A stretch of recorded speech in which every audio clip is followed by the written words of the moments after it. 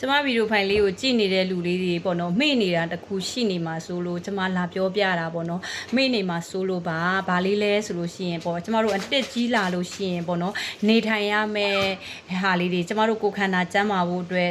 ပေါ့နော်ကျမတို့နေတတ်ဖို့အတွက်ပေါ့နော်အဲ့ဟာလေးကိုတခုအခုလောလောဆယ်မှာကျမတို့ငင်နေတဲ့အချိန်မှာကျမတို့မေ့နေမှာဆိုလို့ကျမအဲ့ဟာလေးလာပြောပြမယ်နော်သူကအချစ်လေးနဲ့ရေးထားတာပေါ့နော်ချစ်လေးနဲ့ရေးထားတာဆိုလို့ရှိရင်9ချစ်9ချစ်ရှိပါတယ်9ချစ်နော်အဲ့ဟာလေးကိုဝေဖတ်ပြပေးမယ်ဝေရစာလေးနဲ့ရေးထားတာဆိုတော့လေနော်ကျမတို့နေ့စဉ်အတက်ကြီးလာတယ်ဆိုလို့ရှိရင်ပေါ့နော်စိတ်ရောလူရောကျန်းမာဖို့အတွက်ဟုတ်ကဲ့ကျမတို့တွေအတက်ကြီးလာလို့ရှိရင်ပေါ့နော်နေတတ်ထိုင်တတ်အောင်ကျမကြီးတွေကောင်းအောင်ဆိုရင်ကျမတို့အခုကလေးကနေပေါ့နော်ကျမတို့ပြုတ်လုထားမယ့်အရာလေးတွေရှိတယ်။ဘာလေးတွေလဲဆိုလို့ရှိရင်ကျမတို့အတက်ကြီးလာရင်ဒီလိုမြှောက်လို့မရတော့လို့လက်မောင်းကိုလေမြှောက်လို့မရတော့အဲ့ဒါဘာကြောင့်မို့လဲဆိုရင်ကျမတို့နေ့စဉ်ကျမတို့ဒီလိုလက်မောင်းကိုမမြှောက်ကြည့်ဘူးလေသိရမလားနေ့တိုင်းမမြှောက်ဘူးပဲလက်မောင်းအဲ့မျိုးမမြှောက်တာများလာတဲ့ခါကျရင်အတက်ကြီးမမြှောက်နိုင်တော့အဲ့ကြောင့်မို့လို့ဒါကျမတို့ဟိုလိုမျိုးလေးနဲ့ပဲပြောပြရမယ်နော်စာရေးထားကလည်းတိတ်မကြသေးတဲ့အတွက်ကြောင့်မို့လို့အလွတ်လည်းမရသေးဘူးပေါ့နော်ကျမတို့အတက်ကြီးလာလို့ရှိရင်လက်မောင်းတွေမြှောက်နိုင်အောင်ပေါ့နော်ကျမတို့နေ့စဉ်လက်မောင်းတွေမြှောက်ပေးရမယ်ပေါ့နော်ကျမတို့တွေလမ်းလျှောက်နိုင်အောင်လို့ကျမတို့တွေ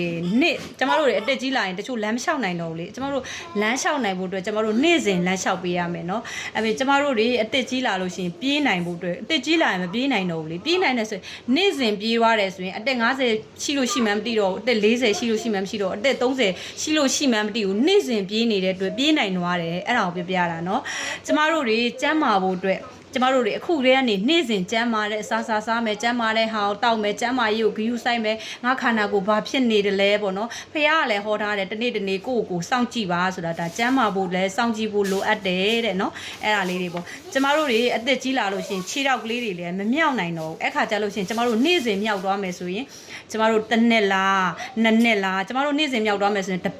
ရက်ကနေစမယ်ဆိုရင်တစ်ရက်နှစ်ရက်ပေါ့မြောက်မယ်တစ်ပတ်နှစ်ပတ်မြောက်မယ်ပေါ့နော်တစ်လားနှစ်လားမြောက်မယ်တစ်လားနှစ်လားကနေတစ်နှစ်မြောက်မယ်ကွာတစ်နှစ်ကနေနှစ်နှစ်မြောက်မယ်နှစ်နှစ်ကနေ10နှစ်မြောက်ပဲနေ့စဉ်မြောက်နိုင်သွားလို့ရှိရင်အဲ့ဒါအိုတဲ့ထိမြောက်နိုင်သွားတယ်ပေါ့နော်အဲ့လိုကျမ်းမာတဲ့လူတချို့အားကစားလုပ်ကြတယ်ဆိုတာလေအဲ့လိုမျိုးလုပ်ကြတာကျမ်းမာအောင်လို့တို့ကလေနေ့စဉ်မြောက်နိုင်အောင်လို့အဲ့ခါကျရင်အသက်ကြီးလို့ရှိရင်50ကျော်လို့ကြုံမှန်းမသိဘူးကျမတို့တရုတ်နိုင်ငံဘတ်စကောပေါ်ပုတ်တဲ့ဟာလေအခုအရန်နာမကြီးအရန်ချောတယ်လေတည်မလားအဲ့ဒါဆိုရင်အသက်40ကျော်နေပြီနော်အရန်လာတော့မဲ့ဒီလားကိုကြီးဒါလေးပြောပြပြီအဲ့နောက်တစ်ခုကရှိသေးတယ်ကျမတို့အသက်ကြီးလာလို့ရှိရင်စိတ်တည်ငြိမ်ဖို့အတွက်ပေါ့နော်ဒါပြီးတော့မယ်တုံးစိတ်တည်ငြိမ်ဖို့အတွက်ဆိုရင်ကျမတို့တရားလေးထိုင်ရမယ်ပေါ့နော်နောက်တစ်ချိန်မှာကျမတို့အတက်ကြီးလာလို့ရှိရင်မပြင်းဖို့အတွက်ကျမတို့တရားတွေများများနားထောင်ရမယ်ပေါ့နော်နှစ်ခုကြံထားပါတယ်နော်နောက်နှစ်ခုတော့နောက်အပိုင်းတူလေးနဲ့ပြန်ပြောပြမယ်ပေါ့နော်ကျမအားလုံးကျေးဇူးတင်